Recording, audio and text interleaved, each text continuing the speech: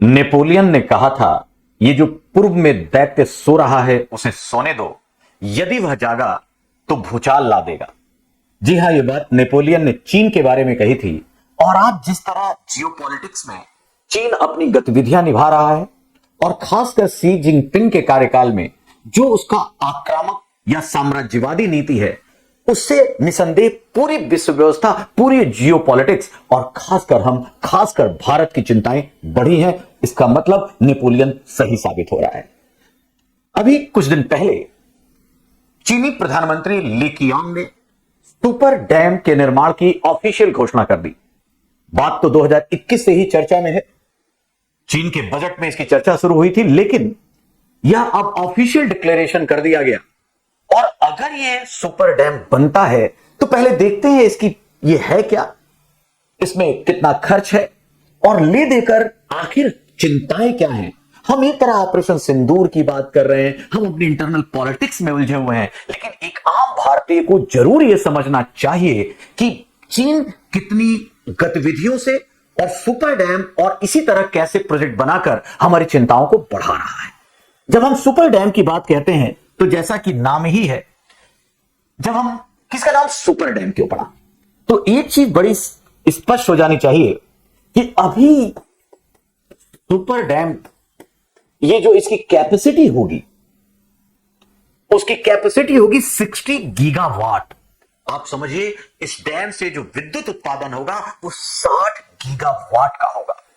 एक उदाहरण से समझिए, भारत आज भी जो सबसे बड़ा उसका हाइड्रो पावर प्रोजेक्ट है वो भाखड़ा नांगल है, और वहां लगभग 1.3 गीगावाट का विद्युत उत्पादन होता है। अब आप तुलना कर सकते हैं कि अबाउट 60 टाइम हमसे ज्यादा बड़ा बांध बनाने जा रहा है। इससे पहले भी आपने वो न्यूज जरूर सुनी होगी जब थ्री गॉर्जेस डैम बनाया था चाइना ने, और वो थ्री गॉर्जेस डैम इससे पहले केवल 20 गीगावाट का था, मतलब इससे भी 3 गुना ज्यादा बनाने जा रहा है। और जब थ्री गॉर्जेस डैम बनने लगा तो पूरी दुनिया ने एनवायरमेंटल इश्यूज की बात की और वहां इतना बड़ा इंफ्रास्ट्रक्चर खड़ा किया गया कि कहा जाने लगा कि पृथ्वी की घूर्णन गति कम हो गई। इतना बड़ा मास वाटर का रोकने की बात आई, इतना बड़ा इंफ्रास्ट्रक्चर बांध के लिए आया कि सोचिए, जब थ्री गॉर्जेस डैम से यह समस्या उभरने लगी कि पृथ्वी की घूर्णन गति प्रभावित हो रही है, और पृथ्वी की घूर्णन गति प्रभावित होने का मतलब है हमारे पूरे इकोसिस्टम को प्रभावित करना। और अब वो 60 गीगावाट का डैम बना रहा है जिसका नाम दिया है उसने सुपर डैम। अब जरा इस सुपर डैम और हमारी समस्या को समझिए। ये जो सुपर डैम है, ये नदी है यारलुंग सांगपो। अगर हम यारलुंग सांगपो जब तिब्बत से निकलती है और तिब्बत से ये चेम्यूंग ग्लेशियर से निकलती है, और चेम्यूंग ग्लेशियर से निकलते हुए ये देखिए यहां तिब्बत में जो ऑटोनॉमस तिब्बत रीजन है, ये देखिए कितनी तेजी से घूम, इसी को ग्रेट बैंड या महान मोड़ कहते हैं। ब्रह्मपुत्र नदी बहुत तेजी से मुड़ती है और इसी दायरे में यहीं पर उसका एक काउंटी है जिसका नाम है मेडोंग। यही मेडोंग में वो सुपर डैम बना रहा है। वो सुपर डैम, नाम सुपर डैम इसलिए है क्योंकि 60 गीगावाट का बहुत ही एक तरह से एम्बिशियस प्रोजेक्ट है। इसको अगर मैं दूसरे मैप से क्लियर करूं जो आपको और क्लियर हो जाएगा, वो ये देखिए, ये चाइना से यारलुंग सांगपो जो पहले जब अरुणाचल में आती है तो उसको सियांग कहते हैं, और जब असम में पहुंचती है तब यही ब्रह्मपुत्र हो जाती है। हम इसे मतलब पॉपुलर नेम प्यार से ब्रह्मपुत्र नदी ही जानते हैं। यहां से निकलती है और पहले इसका नाम पूरे चाइना में यारलुंग सांगपो है, अरुणाचल में आती है सियांग है, असम में पहुंचती है तो ब्रह्मपुत्र है, और यही फिर बांग्लादेश जाती है। बांग्लादेश में इसका नाम जमुना है, और बांग्लादेश में जाकर जहां गंगा को पद्मा कहते हैं, जमुना और पद्मा यही मिलकर डेल्टा, जो सबसे प्रभावी और इफेक्टिव डेल्टा में है, वो डेल्टा बनाते हुए एक तरह से बांग्लादेश की जो आत्मा है, और उसके बाद ये बंगाल की खाड़ी में मिल जाती है। तो पहले तो एक बात क्लियर हो जानी चाहिए कि ये कहां से निकलती है। अरुणाचल आसाम होते हुए बांग्लादेश जाती है, पद्मा माने गंगा, और ये दोनों मिलकर यहां पर क्या करती हैं, संगम डेल्टा बनाती हैं, और फिर ये बंगाल की खाड़ी में मिल जाता है। तो ये एक चीज तय है कि केवल भारत के लिए नहीं, ये चाइना, इंडिया और बांग्लादेश तीनों का इशू है। अब एक फायदा तो है, चूंकि ये अपर रेपेरियन है, चाइना अपर रेपेरियन में है, लोअर में भारत है और सबसे लोअर रिपेरियन बांग्लादेश है। तो पहली चीज तय होनी चाहिए कि अगर इस नदी का प्रवाह, जल प्रवाह बाधित होता है तो समस्या केवल भारत की नहीं है, बल्कि उसका स्ट्रेटेजिक पार्टनर जो बना हुआ है बांग्लादेश, उसकी भी है। अब इस मैप को जरा ध्यान से देखिए। ये चाइना अपनी ऊर्जा जरूरतों को लेकर लगातार डैम बना रहा है और पिछले कई सालों से ये न्यूज और ये बात जांगमू डैम, दागू डैम, जियाक्सू डैम, जियाचा डैम, और 2023-24 में उसने 510 मेगावाट के जांगमू डैम को भी कमीशन कर दिया, ऑपरेशनल बना दिया। इसका मतलब ये बांध बनाना उसकी नई चीज नहीं है, लगातार इस नदी पर। और यारलुंग सांगपो चूंकि हमारे यहां सियांग और ब्रह्मपुत्र हो जाती है, आसाम और हमारे इस पूरे रेंज के लिए एक तरह से जीवनदायिनी है। और जब जीवनदायिनी है तो प्रश्न और संभावना और संदेह और चिंता भारतीयों का उठना जरूरी ही है। यहां पर इस डैम के बाद दूसरी नदी पर, जैसे मैंने कहा, थ्री जॉर्जेस बना दिया है। अब यहां पर यही ग्रेट बैंड है और ये देखिए यहां पर उसने 60 मेगावाट के इस प्रोजेक्ट को 19 जुलाई 2025 को घोषणा कर दी। अब यहां से समस्या ये है, ये जो मेडोंग है, ये अरुणाचल प्रदेश से जो हमारी सीमा है उससे मात्र 30 किलोमीटर ऊपर है। मतलब हमारे अरुणाचल प्रदेश की चाइना से जो सीमा है उससे केवल 30 किलोमीटर ऊपर ही, मान ली 30 किलोमीटर ऊपर ये मेडोंग बन रहा है। आप सोचिए, एकदम सर के ऊपर बन रहा है। बात केवल पानी की नहीं है, सुरक्षा कारणों से कितने आयामों से भारतीयों को चिंतित होने की जरूरत है। हम क्यों इस मुद्दे पे बात करना चाहते हैं, संभवतः अब आपको यह बात क्लियर होगी कि ये मैप और आपको क्लियर कर देगा। ये ग्रेट बैंड है और यहीं पर ग्रेट बैंड के पास मेडोंग में वो सुपर डैम बना रहा है, और सुपर डैम बना रहा है, और ये हमारा अरुणाचल प्रदेश है। और जब यहां आया, आप देखिए इसकी दूरी मात्र 30 किलोमीटर की है। और अगर 30 किलोमीटर ऊपर इतना बड़ा बांध बनेगा तो उसकी समस्याएं तो उभरेंगी। आप एक चीज, जब चीन से यह चिंता व्यक्त की गई कि भाई वाटर रिसोर्स, आप जानते हैं जल को संयुक्त राष्ट्र संघ के प्रस्ताव के द्वारा सभी को सुनिश्चित करने की बात की गई है, और सस्टेनेबल डेवलपमेंट गोल 6 इसे एक तरह से मानवाधिकार घोषित करता है। इसके बावजूद जो अपर रिपेरियन होते हैं, और खासकर चाइना जैसा देश जहां कम्युनिस्ट शासन है, जहां डेमोक्रेटिक सिस्टम और वैल्यूज की बात नहीं है, और शी जिनपिंग अपनी बातों को थोपने के लिए और खासकर भारत को घेरने के लिए हर प्रकार की रणनीति, हर प्रकार का हथकंडा अपना रहे हैं, इसलिए चुनौतियां और बढ़ जाती हैं। चीन के इस सुपर डैम के अगर अनुमानित लागत की बात करें तो यह लगभग 170 बिलियन डॉलर का है, और अगर चीनी मुद्रा युआन में इसे हम ट्रांसलेट करें तो यह 1.2 ट्रिलियन युआन का खर्च वहन करेगा। इस प्रोजेक्ट से प्रति वर्ष 300 बिलियन किलोवाट आवर की विद्युत ऊर्जा उत्पन्न करने का लक्ष्य रखा गया है। इस डैम को बनने से सबसे पहली चीज यह है कि क्या चाइना इसे वाटर वेपन के रूप में इस्तेमाल कर सकता है।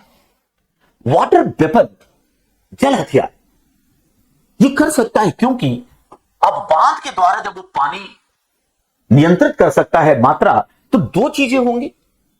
अगर वो पानी रोकता है तो सूखे की समस्या बढ़ सकती है, और यदि वो मानसून के पीरियड में अगर तेजी से पानी छोड़ता है तो बाढ़ की समस्या आ जाएगी। आप जानते हैं आसाम भारत के उन राज्यों में है जहां पे बाढ़ का गंभीर प्रभाव सबसे अधिक पड़ता है। ऐसे में बाढ़ की समस्या आ जाएगी, और ऐसे हालातों में वो एक ऐसी पावर प्रेशर का इस्तेमाल कर सकता है भारत के साथ जिसकी संभावना किसी भी अन्य मुद्दे से नहीं की जा सकती। तो ये एक बात है। दूसरी बात, एक चीज जो और समझ के आती है कि आप जानते हैं तिब्बत या जो हिमालयन क्षेत्र है वो बहुत ही संवेदनशील है और अर्थक्वेक प्रोन जोन में आता है, और सबसे सेंसिटिव 4th-5th जोन में आता है। अगर वहां ऐसी संरचना आती है तो ऑब्वियसली पूरे इकोसिस्टम और अर्थक्वेक को लेकर समस्या आएगी, जिससे चाइना भारत दोनों ही बहुत भीषण रूप से प्रभावित होंगे।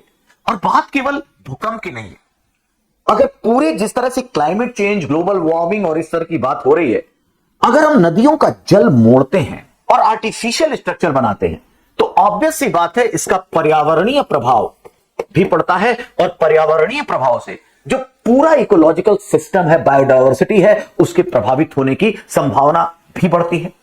तो इस तरीके से केवल मुद्दा जल प्रबंधन और केवल पानी की नहीं है, पानी के साथ साथ पूरा जो इकोसिस्टम है वो सारी चीजों की समस्या खड़ी होती है। समस्याओं में एक पॉइंट और ये आता है कि जो सिल्ट की समस्या है, अगर वो बांध बनाता है तो सिल्ट का फ्लो जो नीचे आता है भारत में और बांग्लादेश में वो रुक जाएगा। और ये सिल्ट, जिसे हिंदी में गाद कहते हैं, इस गाद से उर्वरता होती है, नई मिट्टी पैदा होती है, उत्पादन को बढ़ावा मिलता है और नदी के कटाव, जो नदी कटाव करती है उसको भी रोकता है। अगर ये बांध बना, प्रवाह रुका और सिल्ट का फ्लो रुका तो ये समस्याएं भारत और सबसे ज्यादा बांग्लादेश फेस करेगा। इसमें जो एक और इंपॉर्टेंट बात है, चाइना के साथ ये समस्या इसलिए भी बढ़ जाती है, जैसा मैंने पहले ही कहा कि वहां पे कम्युनिस्ट सिस्टम है, ट्रांसपेरेंसी नहीं है, इंटरनेशनल लॉ एंड ऑर्डर को मानता नहीं है। ये वही चाइना है जब दक्षिणी चीन सागर का मुद्दा आया, फिलीपींस ने इसे स्थायी अंतरराष्ट्रीय मध्यस्थ न्यायालय में ले गया और जब मध्यस्थ न्यायालय ने, स्थायी न्यायालय ने जब कहा कि नहीं चाइना का दावा गलत है, चाइना ने मानने से इनकार कर दिया। ये लोकतांत्रिक नहीं है, भारत की तरह वो मूल्यात्मक और लोकतांत्रिक वैल्यू में विश्वास नहीं करता, इसलिए समस्या और बढ़ जाती है। और आज जिस तरह जियोपॉलिटिक्स है, कहीं रूस यूक्रेन का युद्ध हो रहा है, ईरान पर इजराइल अमेरिका के सपोर्ट से हमला कर रहा है, पूरी सप्लाई चेन डिस्टर्ब है और ऐसे में एक एक ऐसी हरकत न केवल भारत बल्कि पूरी दुनिया की समस्या को बढ़ाता है। ये वही चीन है जिसने इससे पहले मेकॉन्ग नदी पर, जब ये केवल भारत के साथ नहीं है, चाइना का शकल देखने के लिए मैं बता रहा हूं, मेकॉन्ग ऐसा ही समझिए जैसे भारत के लिए गंगा, दक्षिण पूर्व एशियाई देशों के लिए मेकॉन्ग। ये मेकॉन्ग नदी जब पूरा म्यांमार से होते हुए जाती है तो लास्ट में जो लाओस और वियतनाम, जो निचले एरिया है, जो लोअर रिपेरियन है, जहां मेकॉन्ग नदी जाती है, आपको आश्चर्य होगा जब मेकॉन्ग नदी पे बांध बनाया गया, पानी रोका गया, तो पानी की समस्या के कारण बहुत सारे लोग मृत्यु का शिकार हो गए, अकाल जैसी स्थिति पैदा हो गई। चाइना वो देश है, दक्षिण पूर्व एशिया से हमें सबक लेना है। अब चाइना को लेकर जब यह बात हुई तो चाइना कहता है कि भारत को परेशान होने की जरूरत नहीं है, भाई मेरा देश है। वो कहता है कि हम इसे रन ऑफ रिवर टेक्नोलॉजी पे बना रहे हैं और रन ऑफ रिवर टेक्नोलॉजी वो होती है जिसमें पानी को भारी मात्रा में संचित नहीं किया जाता, बल्कि नदियों के जो जल का प्रवाह है उसकी चलते हुए प्रवाह के आधार पर भी हम टरबाइन चलाकर विद्युत पैदा करते हैं। मतलब भारी मात्रा में हम जल रोकने के लिए इंफ्रास्ट्रक्चर नहीं बनाते, बल्कि हम बहते हुए प्रवाहित जल के आधार पर ही हम क्या करते हैं, उससे विद्युत उत्पादन करते हैं। अब इसके लिए बड़ी सुरंगें बनेंगी और उस सुरंगों के पानी से जब वो नीचे गिरेगी तो उसी स्पीड को लेकर टरबाइन चलाकर विद्युत उत्पादन किया जाएगा। लेकिन इन सबके बाद आप जानते हैं ये केवल कहने का चेहरा है। सबसे इंपॉर्टेंट चीज कि भारत को इसलिए भी चिंता करनी है कि जो हाइड्रोग्राफिक डेटा होता है चाइना और भारत के बीच, किसी प्रकार का जो ट्रांस रिवर एक तरह से कोई समझौता नहीं है। और क्योंकि भारत, आपको पता है, भारत ने तो पंडित नेहरू जी ने पाकिस्तान के साथ दुनिया का सबसे उदारवादी नदी जल समझौता किया था, जिसका नाम सिंधु जल समझौता था, जो आजकल चर्चा में है क्योंकि भारत सरकार ने उसे सस्पेंड कर दिया है पहलगाम के बाद। अब यहां पर हाइड्रोग्राफिक डेटा शेयर करने का कोई समझौता नहीं है। यद्यपि 2005 में मिलकर चाइना और भारत ने यह समझौता किया और चाइना कहा कि नहीं, हम आपको डेटा शेयर करेंगे, लेकिन उसका मन आता है तो करता है, नहीं तो नहीं करता। और चाइना यही है, क्योंकि उसके लिए जब उसके हितों की बात आती है तो संवेदनशील हो जाता है, कहता है बाकी लोग उस पर जबरदस्ती आरोप लगा रहे हैं, जैसे वो दक्षिणी चीन सागर में करता है। तो यहां पर कोई ट्रांसपेरेंसी नहीं है। 2017 डोकलाम के बाद बहुत सारे मुद्दों पर उसने अन्य एक तरह से हथकंडों का सहारा लेना शुरू कर दिया है। तो एक तो पहली चीज, पहले से ही डेटा शेयरिंग समझौता नहीं है। दूसरी चीज, चाइना जो यूनाइटेड नेशंस की ऐसी अंतरराष्ट्रीय संधियां हैं जो वाटर रिसोर्स को लेकर शेयरिंग के लिए है, उसका भी सदस्य नहीं है। और ये सारी चिंताएं तब और बढ़ती है जब अपने बीआरआई प्रोजेक्ट को लेकर और एशिया की एक तरह से सुपर पावर बनने के चक्कर में उसे लगता है कि भारत ही एकमात्र देश है जो उसे काउंटर कर सकता है। अमेरिका और पश्चिम यूरोपीय देश चाइना प्लस वन पॉलिसी के तहत आगे बढ़ रहे हैं, मतलब चाइना का एक ऑप्शन होना चाहिए एशिया में, और ऑप्शन केवल एक देश की स्ट्रेंथ है जो बन सकती है, उसका नाम है भारत। तो दोनों तरफ से बड़ा संतुलन से भारत को चलना है, और ऐसे ट्रंप अपनी टैरिफ नीतियों से, अपनी बातों से कब क्या कह दें आजकल पता नहीं चल रहा है। तो भारत अजीब से दोराहे पे खड़ा है। अब यहां पर जो चिंता होती है, चूंकि जो ऑफेंसिव सी जिनपिंग है वो भारत को बार बार ऐसे परेशान करने के लिए जो नीतियां बना रहे हैं, उसमें अगर सुपर डैम जैसी स्थिति आ गई तो ऑब्वियसली भारत थोड़ा बैकफुट पे आ जाएगा। एक जब भारत की तरफ से बात आती है कि क्या कर रहा है, और केवल हमें आलोचना नहीं करनी है, भारत सरकार को पता है कि चाइना के इस प्रोजेक्ट को हम रोक नहीं सकते, वो अपर रिपेरियन का फायदा उठा रहा है। तो भारत सरकार ने भी सबसे पहले एक बात कही और कहा कि ब्रह्मपुत्र जो अरुणाचल में सियांग नदी है, उस सियांग नदी पर हम एक डैम बना रहे हैं। उनका अगर ऊपर सुपर डैम है तो हम नीचे एक बांध बना रहे हैं, और अगर किसी भी तरफ प्रवाहित करने, किसी भी तरफ फ्लो रोकने की कोशिश की चाइना ने, तो हमारा डैम उस शॉक को, उस झटके को कवर कर सकता है। साथ ही साथ हम नदी जोड़ो परियोजना, रिवर लिंक परियोजना से ब्रह्मपुत्र नदी के साथ महाकाली नदी को जोड़ रहे हैं, जिससे इस तरह की समस्याएं हटें। और एक मेन ज्योग्राफी का पहलू यह भी है कि याद रखिए, ब्रह्मपुत्र नदी जो यारलुंग सांगपो जब वहां से आती है, तो यारलुंग सांगपो से जो पानी है हमारे यहां, ये आप सबको पता होना चाहिए कि वास्तव में ब्रह्मपुत्र नदी में पानी जब वो भारत में आ जाता है, तब भारत की कई ऐसी नदियों से और मानसून के पानी से इसमें ज्यादा प्रवाह आता है। याद रखिए, तिबेट से जो यारलुंग सांगपो और ग्रेट बैंड से मुड़कर अरुणाचल प्रदेश में आती है, तो आप मान के चलिए अगर वर्षा की बात करें, मानसून के पानी की बात करें, तो ऊपर जब तिबेट में रहता है तो केवल 10% पानी रहता है। हमारे अरुणाचल, आसाम में जो बारिश होती है उससे 90% पानी का फ्लो मानसूनी वर्षा का इससे आता है। साथ ही साथ क्षेत्रीय नदियां अरुणाचल में आने के बाद उससे जोड़ती हैं, तो पानी का प्रवाह बढ़ता है। मतलब 30%, एक आंकड़ा कहता है 30% वाटर ही जो ब्रह्मपुत्र नदी तिबेट से आती है, लेकर आती है, 70% तो हमारे यहां जनरेट होता है। तो समस्या उतनी बड़ी नहीं होनी चाहिए जितना ये ऐसे देखने में लगती है। लेकिन ऑब्वियसली इतना बड़ा प्रोजेक्ट है, इस तरह प्रवाहित कर रहा है, तो हमें चुनौतियों को और समस्याओं से जूझने के लिए तैयार होना चाहिए। इसीलिए हम अरुणाचल में उसके नीचे अपना डैम बना रहे हैं और रिवर लिंक प्रोजेक्ट के साथ भी आगे बढ़ रहे हैं। दूसरी बात, क्या यह समस्या केवल भारत की है? अब यह बड़ा अच्छा समय है बांग्लादेश चाइना के रिश्तों को देखिए, याद रखिएगा, चाइना ने जल प्रवाह को बाधित किया, तो याद रखिए केवल भारत नहीं बल्कि उससे ज्यादा प्रभावित कौन होगा? बांग्लादेश। अतः यह त्रिपक्षीय ट्रायंगल के रूप में भारत बांग्लादेश को चाइना के साथ बैठना चाहिए, और यह बातचीत हो रही है, और चाइना भी इस संवेदना को समझता है। और बात केवल भारत बांग्लादेश की नहीं, साउथ ईस्ट एशियन देशों को भी इस मुद्दे पर, ऐसे ही दक्षिणी चीन सागर को लेकर फिलीपींस, वियतनाम और अन्य देश नाराज है। जो दक्षिण पूर्व एशियाई देश हैं, 10 देशों का जो आसियान संगठन है, उसे भी इन मुद्दों को जो मेकॉन्ग के साथ किया, इन मुद्दों को लेकर एक बहुपक्षीय कूटनीति के तहत भारत को प्रेशराइज करना चाहिए, चाइना से बात करनी चाहिए, और बाकी बहुत सारे ऐसे अंतर्राष्ट्रीय मंच हैं उन पर इस बातों को बार बार उठाना चाहिए। और खासकर आखिर ये संयुक्त राष्ट्र संघ कर क्या रहा है? संयुक्त राष्ट्र संघ जिस पर अपेक्षा है शांति, सुरक्षा, सहयोग को कायम करने की, वैसे तो हर मामले में चाहे रशिया, यूक्रेन या ईरान देखें, क्योंकि शक्तिशाली देशों के सामने यूएनओ बहुत सक्सेस नहीं हो पा रहा है, इसीलिए सुधार की बात हो रही है, इवन पूरी तरह बदल देने की भी कुछ लोग बात कह रहे हैं।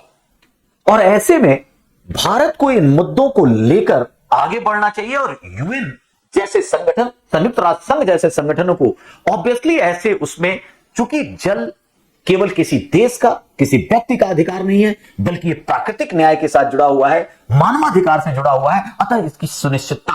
और जब हमने सस्टेनेबल डेवलपमेंट गोल को बोला हुआ है कि एसडीजी 6 में मानवाधिकार है, तो इसकी सुनिश्चितता तो बनती ही बनती है कि सारे देश मिलकर अंतर्राष्ट्रीय मंचों पर एक साथ आवाज उठाएं, और इस तरह की जहां जहां समस्या है उसको लेकर सॉल्व करें। सोल्यूशन में जिस तरह कहा कि भारत अरुणाचल प्रदेश में एक चेक डैम बना रहा है, रिवर लिंक प्रोजेक्ट कर रहा है, अंतर्राष्ट्रीय मंचों पर आवाज उठाने की बात हो रही है, लेकिन एसडीजी 6 जैसे लक्ष्यों को देखते हुए अभी पूरी कम्युनिटी, इंटरनेशनल कम्युनिटी को आना चाहिए। साथ ही साथ बांग्लादेश के साथ भारत को चाइना से अपनी चिंता व्यक्त करनी चाहिए, और इधर ही नहीं, दक्षिण पूर्वी एशियाई देशों के साथ भी उसे आना चाहिए। इसके साथ साथ एक और, जब टेक्नोलॉजी की बात हो रही है तो अर्ली वार्निंग सिस्टम और जो सैटेलाइट आधारित उपग्रह हैं उसकी सेंसिटिविटी के द्वारा हमें इस पर नजर रखनी चाहिए कि आखिर उस जल प्रवाह कितना ज्यादा भारत को इफेक्ट कर सकता है। ऐसे सूचना प्रणाली को भी दुरुस्त करना चाहिए। याद रखिएगा, इथोपिया और मिस्र के बीच जब इथोपिया में वो बांध बना और सूडान से होते हुए मिस्र नील नदी पर, और उसको लेकर बहुत बड़ा संघर्ष बना हुआ है, और ऐसे में इस तरह की जो दिक्कतें आ रही हैं और खासकर जिस तरह का चाइना का नजरिया है, चाइना का पर एक तरह से आक्रामकता है, इससे पूरे जो ग्लोबल ऑर्डर है उसको समस्या खड़ी की जा सकती है। ये तो केवल एक मुद्दा है जिसमें डायरेक्ट दिखता है कि भारत है, लेकिन ये उसकी जो एक तरह से साम्राज्यवादी नीति है, आक्रामक नीति है और सुपर पावर बनने की ओर बढ़ रहा है। वो कहता है कि भाई हमें कार्बन न्यूट्रल देश बनना है। 2060 में अगर कार्बन न्यूट्रलिटी करनी है, उसका लक्ष्य 2060 तक है, तो कहता है हमें कार्बन से हटना होगा, और अगर कार्बन फॉसिल्स से एनर्जी हटानी होगी तो हमारे पास नदियां हैं, हम उसका इस्तेमाल करेंगे और उससे हम हाइड्रो पावर से आएंगे जो हमारी इस लक्ष्य को, कार्बन न्यूट्रलिटी को प्राप्त कर लेगा। लेकिन उसके साथ साथ सौर ऊर्जा, पवन ऊर्जा, एटॉमिक एनर्जी, इन सब पे भी बढ़ रहा है। लेकिन इस जो सुपर डैम है, चूंकि सुरक्षा कारणों से, इकोलॉजिकल से, बायोडायवर्सिटी से और अरुणाचल प्रदेश के केवल 30 किलोमीटर ऊपर होने से भारत की समस्या जितनी संवेदनशील है वो दुनिया की नहीं। तो इन सारे पहलुओं को देखते हुए भारत अपनी सुरक्षा, अपनी रणनीति पर बढ़ रहा है, लेकिन इस मुद्दे पर और संवेदनात्मक तरीके से अंतर्राष्ट्रीय पहल किए जाने की जरूरत है।